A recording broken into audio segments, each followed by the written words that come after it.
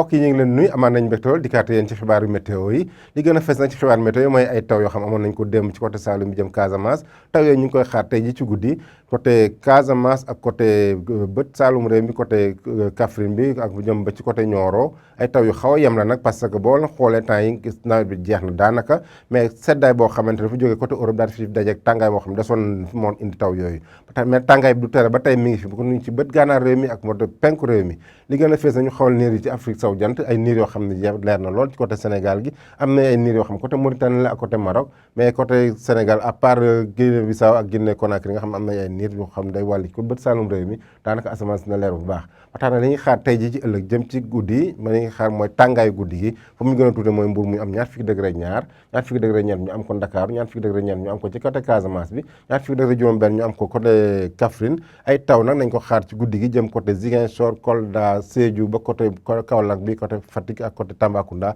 mën nañ fa xaar ay taw yu xaw a yem yoo xam ni comme ni ma la ko waxee jotawul dara ak nawet bi mais asamaan si dafa am sedd boo xam ni dafa dajeek tàngaay bi fi nekkoon mu jóor loolu bu ñu demee ci ëllëg si nag li ñuy xaar mooy tàngaay bi nu muy tëddee maanaam côté Ndakaaru mooy gën a tuuti na am fanweeri degré ak ñaar ñeent fukki degré na am ko fële ca Fatick ñeent fukki degré ñu am ko Matam diggante bi yëpp ay ñeent fukki degré ñeent juróom-ñeent ñu am ko fële ci Louga na tàng lool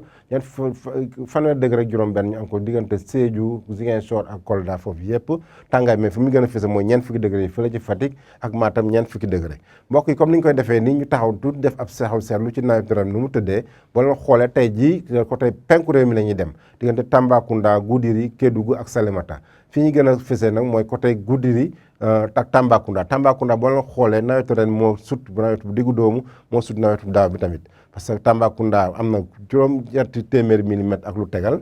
côté Goudiri tamit foofu boo xoolee nawetu bu diggu doomu moo sut nawetu Goudiri nawet bi amul doole noonu boo leen xoolee parce que boo leen xoolee juróomi téeméeri millimètres la am alors que nawet bu diggu doomu juróom benn téeméeri millimètres la am moom ak nawetu daaw bi ñoo xaw a tolloo tuuti bu ñu demee ba ci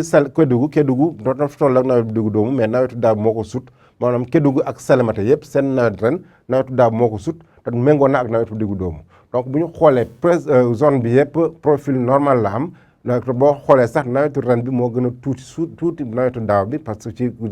côté penku bi parce que fan yëpp ñu ngi xool ay record mais côté penku bi foofu nawet bi demee fa noonu parce que cumul saisonnier yi amul benn record boo xam te seen lañ ko fa donc mbokk yi loolu la ñu amoon leen ko jox leen dox di daje ba suba ak jàmm wasalaam